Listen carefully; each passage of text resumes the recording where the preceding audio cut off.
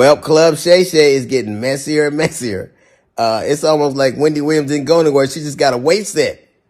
Um, so Monique was on. Every time I see Monique these days, she's on doing some greasy ass video with her and her daddy complaining about something or working out. I don't know nobody that work out that much and gain weight unless every crunch you do has got Captain in front of it. But apparently she goes on Club Shay Shay and tells the story about how she came on my radio show and I wasn't there at the time. And my co-host Jasmine Sanders played a game that we played all the time with everybody called Would You Rather. She apparently was so offended by that she says she got off. She called me. Monique did, and she said I was very dismissive, like, Monique's a liar. When Monique did call me, I heard her complaints. I listened to her and I pulled the segment. So if I had been as dismissive as she alleges I was, that segment would have aired. It didn't because I respected her wishes. She's a liar. It's also befuddles the shit out of me how somebody who as a comedian talks as much shit about everybody else as she does, she has the temerity to be offended about anything as much shit as you say about people. Then she encouraged everybody, allegedly it stems from the fact that I used to always talk shit about her on video after video, and she encouraged her sweet babies to look at the video and find them. Do that. Do exactly what she says. And you know what you're not going to find? You're not going to find any evidence of that because Monique is a fucking liar. She's lying about that. But what you will find is Monique talking shit about some alleged contract dispute we had. Look at the ticket. It says D.L. Hughley, then Monique. She knows the story. But what she did in response to that, she talked about my dog, my wife. This broad even brought out my daughter's personal trauma. My daughter was molested. Monique bought that shit out and told the world that I allowed my daughter to be raped in front of me. The lying motherfucker. She knows she was lying. And it only stopped when everybody from my family checked her. It's interesting. You know what else you won't see Monique doing? You won't ever see her with her family, videos with her children or grandchildren, because nobody fucks with me. How do you have sweet babies when your own babies don't fuck with you? How do you love us for real when there's no evidence of anybody loving you for real, except your daddy, who you apparently have to pay? And FYI, daughters are paid for by daddies, not daddies who get paid by their daughters. You know what else you won't see Monique doing? Telling jokes. Monique, if she'd have spent as much time actually writing jokes and writing her Netflix special as she did complaining about not having one, it wouldn't have been trash. It got the worst reviews of any Netflix special in history. Because that's what Monique does. She complains and she has grievances. You never see her being a human being. You never see her being sweet and warm to people. Except when she's using it to butter somebody up to get something. There's a reason why everywhere she goes, shit starts. Everywhere she goes. How is it that nobody fucks with you? Not even your family. How do you, I was on the road getting it. I get it every goddamn week. Look at my schedule versus yours. See how much I'm going. And I still manage to have a relationship that I cherish with my children. Can you say the same? You can't. Because all you do is talk about your grievances and who did you wrong. There's a reason you're by yourself. There's a reason you got to pay a man to love you. It's sad. There's an old adage that says you can't buy love. It's a shame, Monique, that you probably always will have to.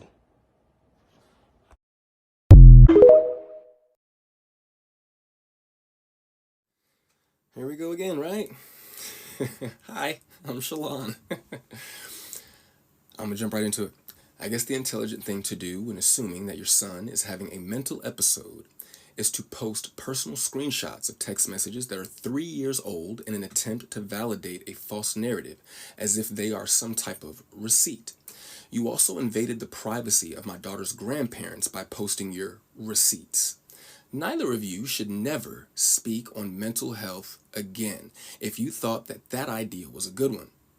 As a person who lives with mental health issues, let me be the first to educate you that there are individuals who have taken their lives, harmed, and also taken the lives of others for doing the very thing that you so proudly did and your fan base pats you on the back for, which is very telling to how strangers will buy into your toxicity.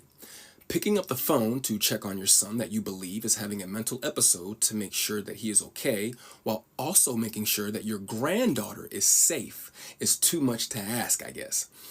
For those wondering, I have gone to therapy on several different occasions, and that is not something that I will ever be ashamed of. I have even gone to therapy with my mother on several occasions. But for those who know how efficient therapy only works when both people are being open. My mother was still in her 15-year-old mentality phase during that time, so I guess I understand why she did not know how to be open with me during our sessions. When a person becomes accustomed to being a victim and others get used to seeing them as one, they live their lives in a state of internalization, meaning you consistently receive another's approach as an attack, constantly putting you under the illusion that you need to always be on the defense, even in situations where there is no actual attack, just an acknowledgement of things already said by you.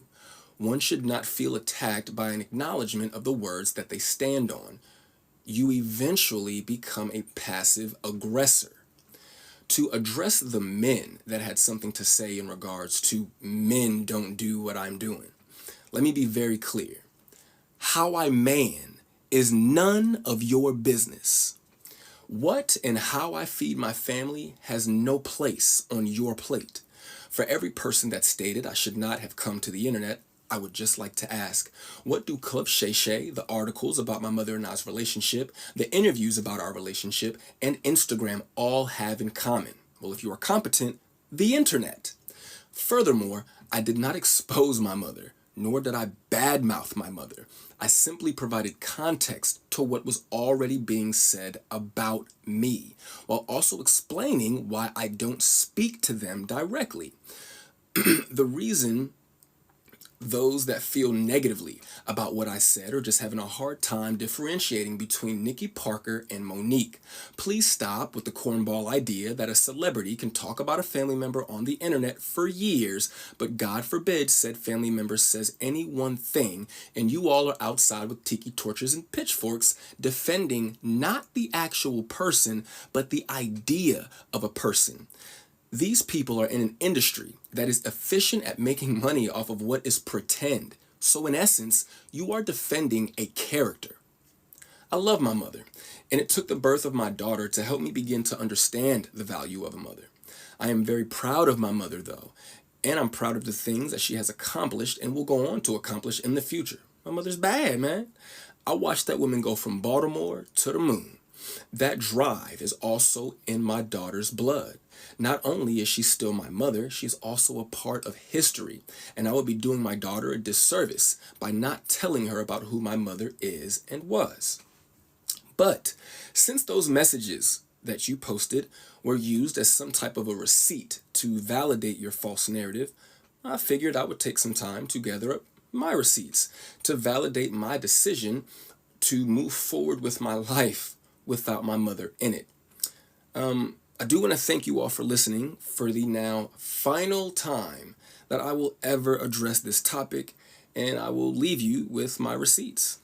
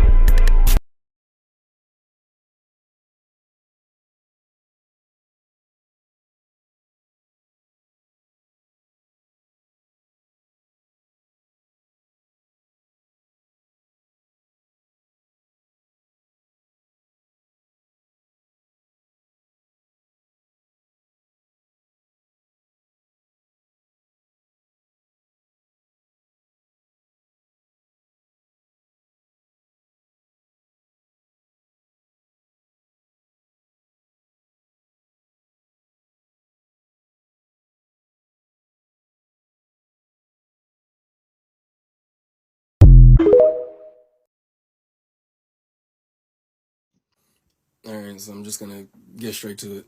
Hi, I'm Shalon. So I find it unique that my video was in response to my mother and not her husband, but yet he still had the most to say, which isn't uncommon. I also find it unfortunate that my mother does not seem to speak on her own. The only two worlds that I know where daddy is used is for children speaking with their fathers and women acknowledging their pimps. Her husband starts off by literally doing the very thing that I said that they would do, which honestly kind of made me feel as though their response was ironic because they validate my original video. Either A, she has some newfound moment of clarity, or B, she retreats back to daddy. In her retreat back to him, though, he does not acknowledge what I did say, but instead begins to create a new narrative of things that I did not say, which negates the effects of a response video. The two of you essentially created a new video rather than actually respond to what was actually said. You also brought up my father. My father, though, is not doing interviews talking about me.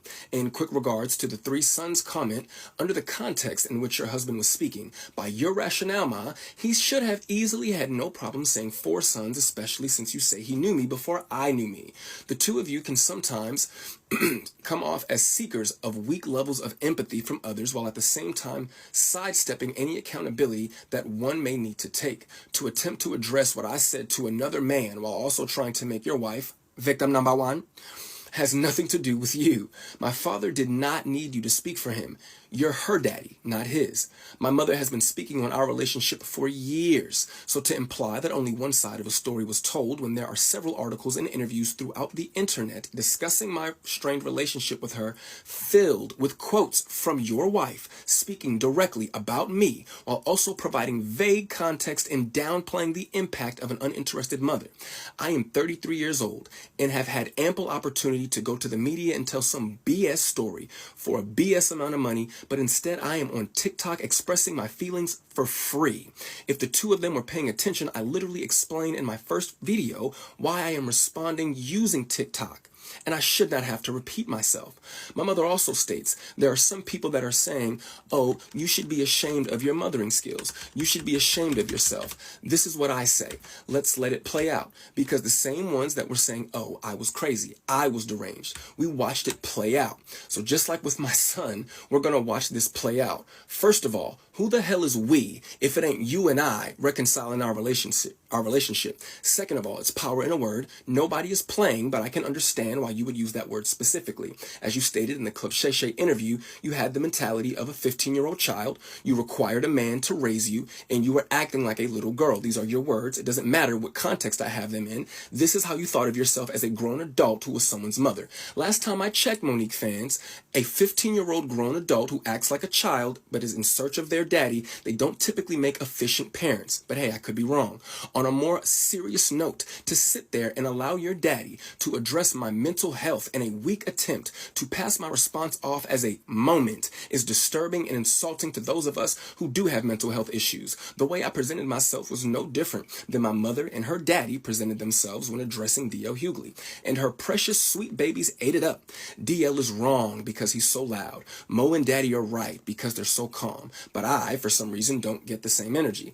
To simply try to call me crazy is dismissive and cowardice. Attacking somebody's mental status is a clear sign that you have zero to stand on. Furthermore, what kind of person still has a text message from their wife's son that is over 2 years old, still in their phone, saved just for the purpose of re-showing it to him? What I specifically remember about that message is that at the end of it, you said something along the lines of, if you don't respond, I understand.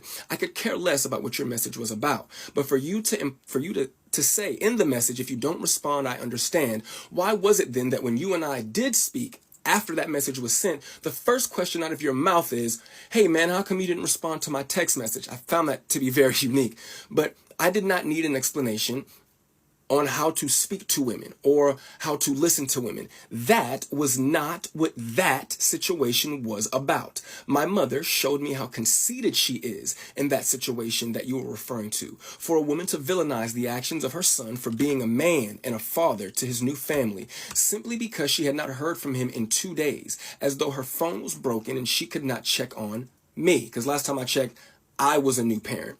I didn't get a new house. I didn't go on vacation. I didn't just get a new game system. I had a baby. And in those 2 days that you did not hear from me, I was handling my business as a man and a father. But I'll assume your phone and the phones of those around you were all broken, which I wanted to believe was the reason why you did not respond to a message from your son expressing his concern over some bumps that your grandchild had on her back. You would later make it your business to tell me that you got the message and chose not to respond because her other grandmother is a nurse. Damn the fact that she is also your blood. And shout out to Nana. My baby girl loves her some Nana. The statement about money and then stating, don't let nobody introduce me to you, is not a competent statement to make because it wasn't a complete sentence, nor did the two things correlate with each other. And when did you have the time to introduce yourself to a son that you weren't interested in and didn't do the best job you could do? I'm starting to think that you're not hearing yourself.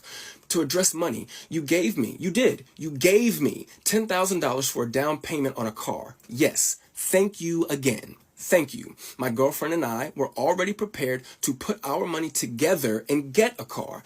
You and your husband called us one day and stated that y'all were going to give us $5,000 for a down payment. We said, okay. You then called us back a day or two later and stated that you would be giving us $10,000 for a down payment on the car. You and him made the conscious choice to give us that money. We did not ask you for anything, but this is an example of a rich person doing something for you. And because this is, an example of a rich person doing something for you because they want to do it for you, but because it doesn't have the desired effect that they want it to have, you are inconsiderate and ungrateful. But let's take it a step further. I eventually would uncover that my mother had left me a UTMA worth $45,000. You never brought that account to my attention. You claim it was because you forgot that you even set it up in the first place, which validates my original point. Who forgets that they invested $45,000 into a child that at that time is the only child? When I was homeless and I called you to help me figure out how to access the account, you said, Shalon, I don't even know what you're talking about. And if I did, why do you think I would help you? After finding out from the Georgia Department of Revenue that they had been sending me mail to 3 separate Georgia addresses, all of which I lived at with you at some point or another. For the life of me, I can't grasp how those letters managed to slip by so many people at 3 different locations. I did, however, eventually get access to the money and the brokerage account that you had set up for me with Morgan Stanley. To be fair, what you put together for me was amazing, especially had I let it sit for a year or two, which made it bittersweet that you wouldn't have wanted to help or even educate me on how to manage what I had.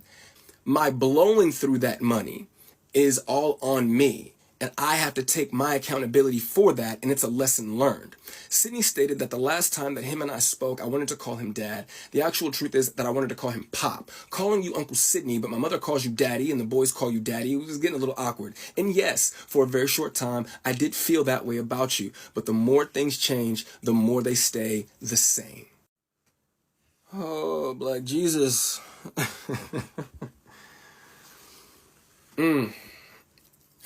I do just want to really quickly give a really, really big thank you to the support that I've received throughout this.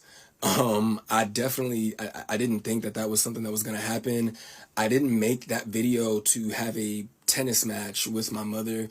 I do not plan on making any more videos. This is it. I've said what I wanted to say. To me, if you're not going to acknowledge, you've already shown me that you don't care enough to acknowledge what I did say. So I definitely don't have the expectation that you're going to acknowledge now what I'm saying. So it is what it is. But once again, I want to say thank you again, man. That day that before I posted that original video, I went to sleep with 25 followers that I probably could name all. I could probably name all 25 of those people.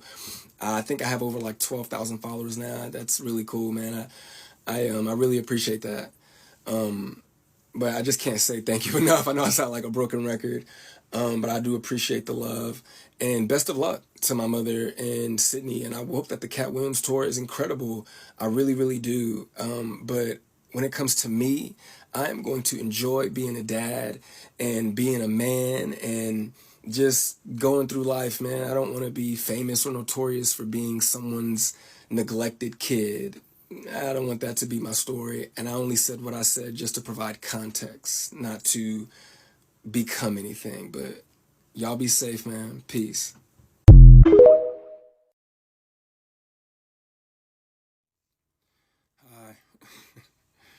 I am Shalon. I am a stand-up comedian, Monique's oldest son.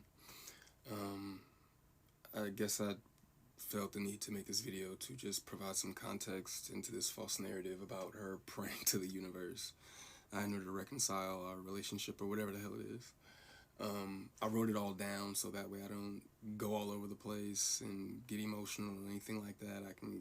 So I'm gonna talk like I'm reading a script, but it's just gonna help me kind of stay together. But to address the Club Shay Shay interview that she did, where she states that she prays to the universe in regards to reconciling our relationship, as I stated, is odd. My mother and I both know that that is a very false narrative, and I would like to free her of having to continue telling that lie. Faith without work is dead, and neither one of us cares to put forth any effort to reconcile with the other. We are separate, as she put it, because she doesn't care to be my mother any more than I care to be her son. Neither one of us has had the desire to reach out to the other in a very long time, and I don't think that either of us anticipates that feeling ever returning. Speaking with my mother directly, in my experience, will either lead to some odd newfound moment of clarity in regards to how she was as my mother, or she retreats back to daddy to move forward with a conversation. And I'm tired of hearing my mother's truths. Newsflash, I'm not sure if people know, but standing in your truth doesn't make you noble. I'm not sure if people are aware of that. But responding this way, I feel as though it allows me to say my piece uninterrupted. To those wondering, well, why say something now? Call it a form of therapy for me, I suppose. But when her daddy had intentionally stated that they have three sons, but his wife is on the internet talking about the fourth son in a video that has millions of views, that rubbed me the wrong way. But anyway, to inform a child that you are not interested in being a mother at a time when that kid is the only kid that has the potential to lead a child to believe that you are not interested in them specifically. But to take it a step further, you also admit, my mother had also admitted to me that she didn't do the best job that she could do, which would also make one begin to question, all of your past decisions and prior emotional interactions. But to be completely honest and fair, those were things that I was willing to get over. Nobody's perfect, we're all human. But my mother showed a clear lack of humility, compassion, and consideration when taking any level of accountability for those things. My mother does a fantastic job of acknowledging a lot of things, but she doesn't take accountability very well, and anything that she may take true accountability for, it's only at her convenience, in my experience. But if I had to guess, though, her interest in being a mother probably started around the time that she married her daddy and had his children. But that interest, obviously seemed one-sided, and as it should have been. By that time, I'm in my late teens, so to some degree, the excuse me, the neglect becomes easier to hide or validate, I guess you could say. There are now two baby boys in the house, that require attention. But still, during that time, however, I still watched her enjoy the love and admiration of total strangers more than my own. To this very day, my mother has never expressed to me when, if ever, she became interested in me as her son. That did lead me down a path of questioning my self-worth and struggling to understand the value of a mother in a child's life. In the interview, she also states that she gave me an apology, but an apology to a son from a mother that consciously showed no interest in him holds no weight. There are still women to this day that my mother will give credit to for being more of a mother to me than she ever could. her assistant, my cousin, being one of them. Every time, though, that my mother would state that she was right here whenever I was ready, that ideology still blows my mind today, that a person could openly admit to being an uninterested, not put my best foot forward type of parent and be so self-centered that they still express to the kid, you have to come to me when you ready. You got to come to me for us to make this right. Okay. But I'm not sure what my mother could possibly think that she has shown me in the past or have for me now that's not money, goodness gracious, that would make me want to come to her, or whatever those feelings are supposed to be. A mother is supposed to be the first woman that a boy falls in love with. I loved my mother very much, but my mother loved things more than she loved me, and she would validate her love for me by giving me things and would proceed to call me ungrateful or inconsiderate if said things did not have the desired effect. I couldn't imagine what it's like to be her, though, to ask God for what you want, and then He gives you what you need, though, only for you to ignore it and have the audacity to ask God for something else. And I'm glad I don't. I'm glad I didn't do that. And when He told you no, you went to the universe instead. By no means, though, do I want to give off any type of an impression that I am a victim of anything. That is not the case. As you can see, I'm smiling from ear to ear. I'm alive. I'm happy. I'm a dad. I'm healthy, I think. I drink a lot of water. I'm getting over a cold now. I still have my days just like everybody else. And, there were a few things that she did teach me along the way. I did learn how not to love from my mother. I also learned to make sure that I never lose so much of who I am that I have to validate it through another person. And though I feel as though, in hindsight, I think she did it reluctantly, I do appreciate my mother, for showing me what the top of the mountain looks like. You know what I'm saying? It did give me perspective on what hard work and dedication can get you, but I don't want something like that at the cost of giving up something that I created. I don't want it that bad. And speaking of creations, I genuinely, truly, I really did want my mother to have a relationship with my daughter. I even fought through those intrusive thoughts that were, if she wasn't interested in you, what makes you think she's going to be interested in your kid? But it took my mother no time at all to prove that those intrusive thoughts were correct. But what I can say, good for her, the universe did, bless her with three other sons. Bless her with three other sons. And God willing, I'm sure that one of them, all three of them are adults now. So I'm sure that one of them, God willing, if not all three of them, will make her the grandmother that she wants to be. I still look forward, to that moment for her. But overall, when it comes to the boys, though, I am happy that whenever they do hear me talk, sorry, my phone did something weird, but whenever they hear me talk, they don't know what it is. They can't relate to what it is that I'm saying. My experience with my mother is not their experience with our mother. So my prayer for her and them is that they continue to see her the way that they see her now. I do also want to make sure that I say thank you to my mother for giving me life. Without that moment in time, I wouldn't have had my little one. But outside of that moment, there isn't anything that either of us has to offer the other. In my opinion, it's a waste of God's time and the universe's time for praying for something that you are not willing to put forth any effort to obtain. Putting the work into becoming Monique is more important to my mother than being my mother. And I do not believe that it was never about her being there and waiting for me, but it was supposed to be about me being there and waiting for her.